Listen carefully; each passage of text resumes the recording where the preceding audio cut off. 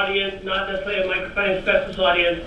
Alex mentioned the fact that Grameen Bank charges 20%. And to a normal, layperson, that seems quite high.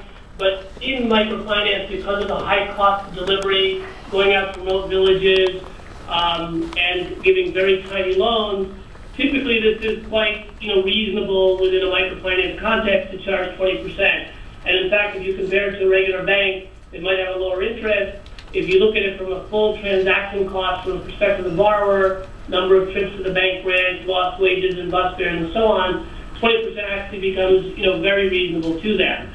And I mention that because I think what happens in microfinance is we think there is this sort of dichotomy between, on the one hand, high profits and high interest rates, and then on the other hand, low profits and low interest rates.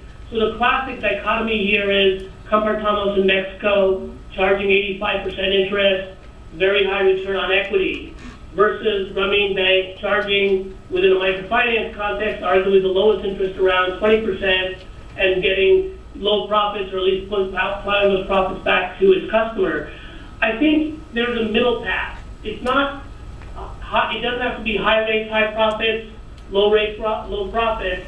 I think there's a middle path. And that middle path is not simply moderate rates, moderate profits. That would be too easy. I think the middle path is actually a way to get low rates and simultaneously get high profits. So if you look at FKS, you put Compartamos on the one side at 85%, you put Grameen on the other side at 20%.